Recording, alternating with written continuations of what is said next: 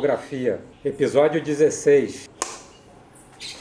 Episódio especialíssimo esse, em conclusão da temporada 2024 do Circuito de Elite do Surf Mundial. E a galera só tem engajado mais quando o Brasil vence de uma forma espetacular ou quando ele perde com a polêmica entrando em cena. E dessa vez a gente teve um pouco de tudo, né? A gente teve o Ítalo vencendo de uma forma espetacular, uma bateria atrás da outra, a Tati também evoluindo bastante no campeonato, mas o final não foi como a torcida brasileira imaginava que seria, mas eu quase cravei os resultados aqui no último episódio do Surfografia. Eu falei que Caitlin Simmons era a minha favorita para vencer no feminino e ela ganhou de uma forma muito especial. Vou falar disso ao longo desse episódio. E o Ítalo Ferreira, se saísse vencedor do primeiro confronto contra o Ethan Ewing, avançaria todos os outros duelos até chegar à decisão com o John Florence, o líder, e foi o que aconteceu. Só que algumas coisas a gente pode ter uma expectativa, mas a realidade, né? Eu costumo falar que a gente tem talvez um destino definido com uma intervenção divina, mas também tem a participação dos homens na construção dessa narrativa, né? E dessa vez eu vou direto ao ponto, meio desconstruindo de trás para frente tudo que aconteceu no WSL Finals. Primeiro, nesse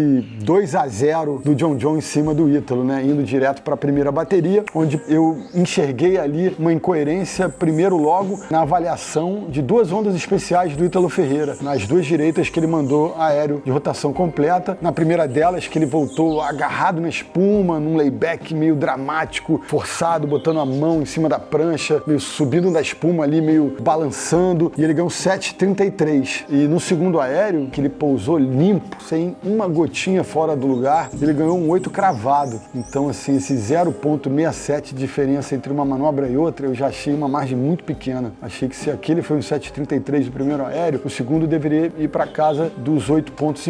E aquilo acabou construindo ali uma matemática que deu a possibilidade de John ficar muito próximo do Ítalo até o final da bateria, mesmo com o Ítalo na frente. E aí, na última onda do John, ele precisava de um 8,16 e ganhou um 8,33, a melhor nota da bateria. Deu aquele nose peak com a primeira manobra, depois uma rasgada boa, mas que ele deu uma engatada, depois a onda murchou. Na minha visão, naquele momento, assistindo ao vivo, eu não estava mais na transmissão na Globo, eu estava no primeiro turno, saí para dar lugar aos colegas no segundo turno, assisti como torcedor as finais, a decisão do título mundial do John com o Ítalo e da Caitlin com a Caroline Marks, no ao vivo, na hora, e depois analisando e reanalisando. Para mim, aquele 8,33 foi além da conta. Para mim era para ser um 7,5, um 8 baixo, que não daria vitória, e aí, se isso acontecesse de fato, o Ítalo marcaria 1-0 e a gente iria para a segunda bateria com outro clima, com o John talvez mais tenso, mas não foi o que aconteceu. Eles deram a virada para o John, indo direto para a segunda bateria. Acho que o John levou a segunda bateria, o que eu coloco uma luz, uma análise crítica em relação ao resultado é do 9,70. Eu acho que aquele rasgadão, aquele tail slide, né, aquele carve incrível que ele termina em layback do John é o melhor que ele apresenta, é uma manobra, assinatura, né, uma marca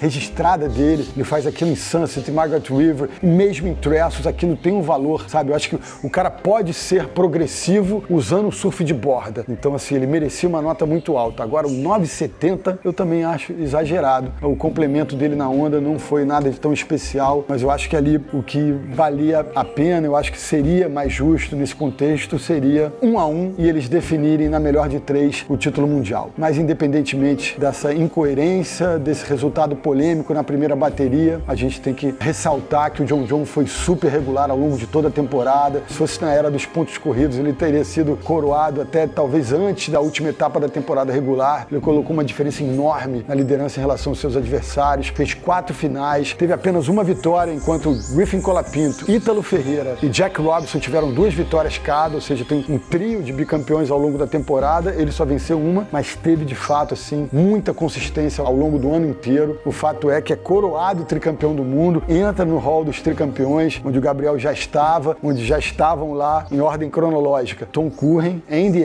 Irons, Mick Fanning e Gabriel Medina. O John invade esse hall desses grandes ícones tricampeões do mundo. E aí fica a pergunta, um gancho para a pergunta bem bacana bacana que eu acho que gera engajamento. E aí, a gente sempre falou, temos falado disso ao longo da última década, quem é maior, quem é melhor? John Flores, o Gabriel Medina, agora igualados com 3 títulos mundiais, com essa lacuna, com esse asteriscozinho aí de vitórias polêmicas do John lá em 2016 e agora em 2024, mas o que fica para a história é o resultado final. E eu diria que assim, para a gente colocar em perspectiva, antes de eu dizer a minha opinião, a gente tem que colocar as vitórias em etapas de cada um. Vitória em finals não conta para essa contagem geral, né? Vale o título mundial, mas em etapas regulares é o que vale para esse cálculo que eu vou fazer agora. Gabriel tem 17 vitórias em etapas da elite do surf mundial e o John tem 7. Gabriel tem 3 títulos, agora o John tem 3. Acho que dá para colocar em perspectiva, por exemplo, o bronze olímpico do Gabriel e o IDICAL do John. Então acho que eles estão num patamar muito semelhante, muito parelho, mas se for desempatar esse duelo, eu advogo a favor do Gabriel por esse número de vitórias, 10 vitórias a mais. A idade que ele é campeão mundial é muito marcante, 20 anos de idade em 2014, o John só vence seu primeiro título em 2016, 5 anos depois de ele chegar na elite. Em 2016 ele já tinha 24 anos de idade, então eu acho que o Gabriel ganha em alguns quesitos,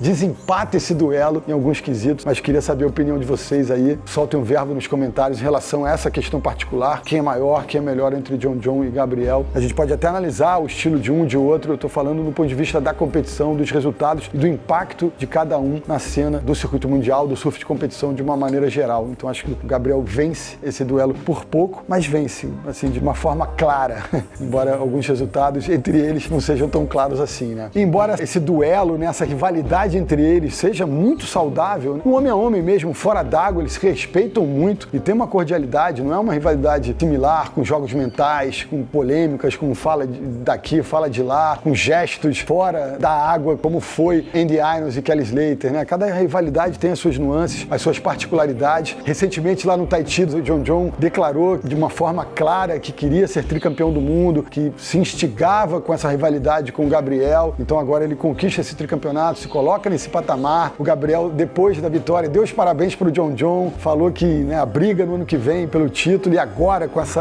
cenário, né, com a locação do título mundial saindo de Trestles para Cloud Break, alguém aí tem alguma dúvida que John e Gabriel vão estar assim colocando toda a energia, toda a dedicação para fazerem uma boa temporada regular, para estarem disputando o título mundial ao final de 2025 lá em Cloud Break, nas Ilhas Fiji, uma onda que é assim, que o Gabriel é o melhor no retrospecto no circuito mundial, mas o John tem qualidade para também fazer grandes resultados. Então acho que a gente vai ter uma temporada 2025 fortíssima, instigante e que vai terminar, se Netuno permitir, em grandíssimo estilo lá em Cloud Break, e muito provavelmente com esses dois caras na briga. E quem seriam os outros, né? Façam suas apostas, porque realmente promete surf de altíssimo nível e muita emoção e talvez polêmica também. Faço uma pausa para dar os parabéns para o Ítalo, a energia, o vigor físico, a técnica, como ele tem lapidado as rasgadas dele de frontside, como ele está cada vez um surfista mais completo. Ele já era fenomenal em vários aspectos, mas dá para perceber ele lapidando alguns elementos do surf dele. Eu acho que ficou claro isso, como ele chegou muito bem preparado para essa decisão do título mundial. Foi muito bacana observar a ascensão do Ítalo, como ele venceu o Ethan Ewing, mesmo o Ethan surfando muito bem, a energia que o Ítalo colocou, o nível de surf que ele atingiu, e a gente teve nenhuma polêmica em relação às notas nessa bateria, mas no confronto seguinte do Ítalo com o Jack Robinson, a gente teve aquele duelo de remada que só faltou sair fogo de dentro d'água, né? Os caras estavam ali realmente batendo o braço, batendo o ombro, sobrou ali um braço do Jack numa hora que eu sinceramente achei que podia rolar uma interferência ali de remada, ou enfim, alguma penalização em relação a esse contato físico, né? Eles acabaram achando que a coisa foi meio neutra ali, que os dois estavam remando com a mesma intensidade, algo que não passível de uma penalidade. Beleza, o jogo seguiu e o Ethan passou o carro no Jack, também ganhou do Griffin com aquela torcida toda, e foi um negócio que gerou até uma certa comoção, porque as torcidas particulares de Ethan Ewing e de Griffin Colapinto se juntaram à torcida do John Flores, então ficou meio Brasil contra o resto do mundo, né? Ítalo contra o resto do mundo naquela decisão. Teve esse aspecto extra que vale a pena a gente observar. As empresas, os patrocinadores fazem aquelas promoções, né, com camisetas, com bandeiras, então acho que teve essa nuance e isso mostra a capacidade de mobilização impressionante do Ítalo. Depois das vitórias, como ele ficava ali quicando nas entrevistas, fica a pergunta, quantos cafés e quantas latas de energético o Ítalo tomou ao longo dessa trajetória incrível, né? Eu acho que ali, quem sabe, meia dúzia de expressos e umas 3 latinhas de energético, talvez. Vale destacar o seguinte, Califórnia, o último californiano campeão do mundo foi o Tom ocorrem lá no longínquo ano de 1990, 34 anos atrás, galera. Então, vocês percebam por que a mobilização da Califórnia em torno do Griffin Colapinto, que pela segunda temporada seguida naufragou nessa aventura de conquistar o título mundial. Pelo quarto ano seguido, com esse formato do Finals, Gabriel Medina campeão no primeiro, Filipinho bicampeão nos anos seguintes, e o Ítalo foi até o último confronto disputando o título mundial. Então, assim, de parabéns demais todos os brasileiros,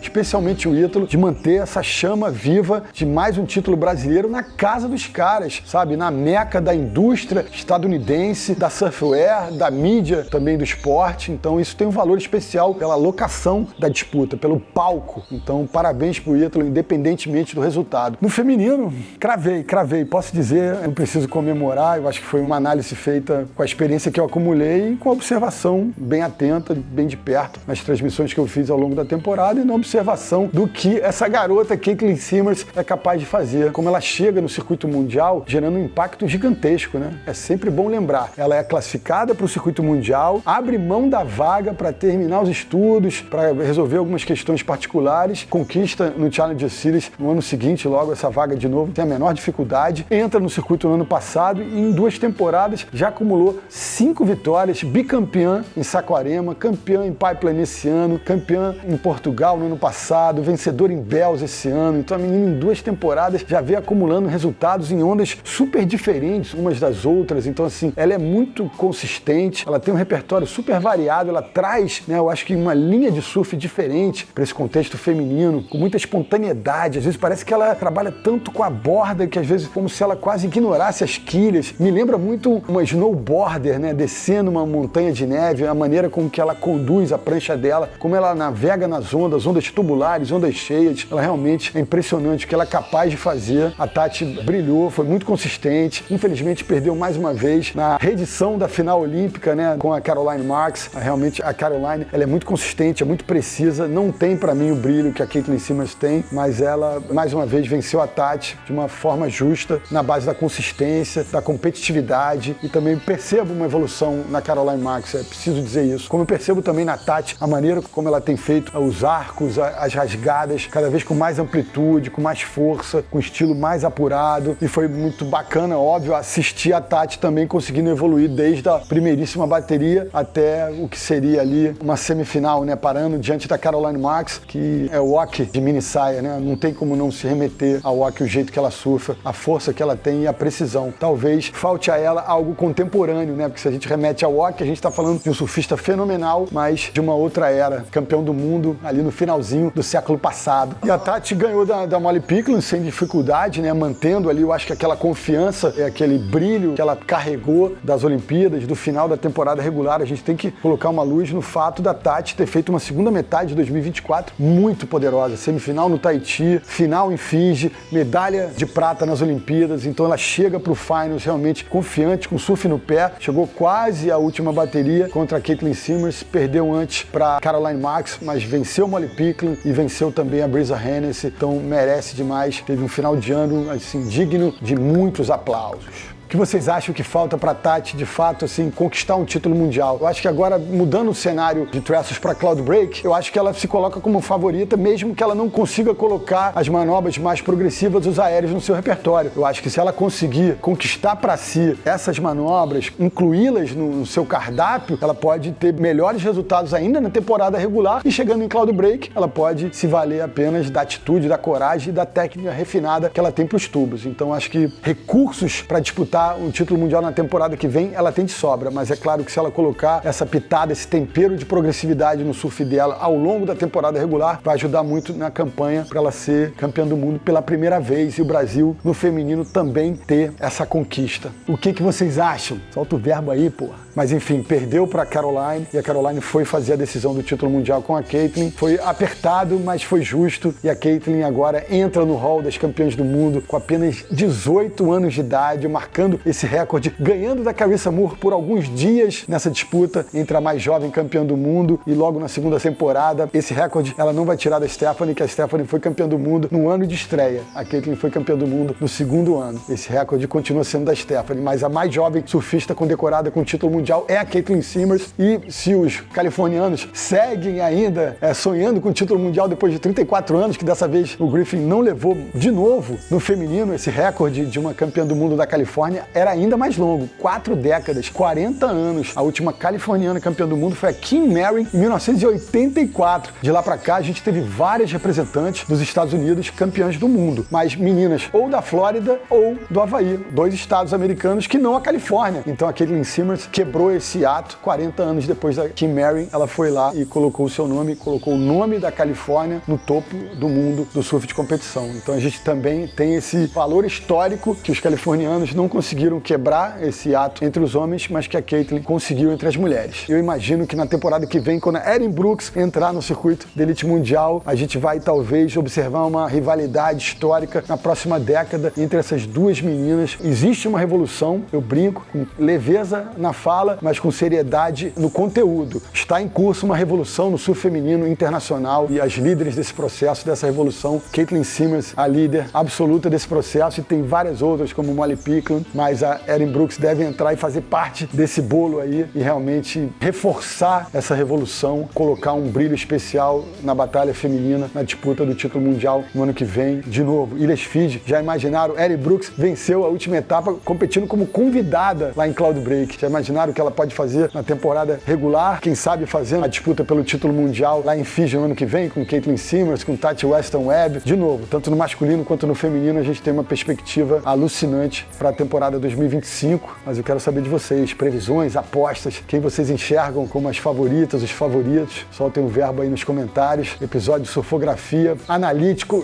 sobre a decisão do título mundial entre meritocracia, polêmica, história, rivalidade. A gente tem de tudo um pouco. Tem que ter aquele momento do vídeo que a gente chama vocês para ação. E a chamada para ação é sempre quem não se inscreveu no canal, se inscreva, ative as notificações, soltem o verbo nos comentários, compartilhem nosso conteúdo nos grupos de WhatsApp da galera que é interessada pelo surf, para a gente ter mais gente com a gente, para o algoritmo levar o conteúdo surfografia mais longe. Vamos construir essa evolução aqui para falar de surf em todas as vertentes do esporte, mas com essa atenção especial no circuito mundial, ao protagonismo dos brasileiros no Tour, aumentar essa onda e chegar mais longe. Então, vem com a gente agradece e é isso, bora. Bye bye, Trestles, valeu, 4 temporadas já deu, né? Hello, Vinaka, Fiji, Cloud Break, vai ser sensacional e a gente vai estar lá repercutindo, analisando tudo que vai acontecer, mas ainda tem muita onda para rolar em cima das bancadas pelo mundo até o final da temporada 2025, então fiquem com a gente. Aloha, saravá!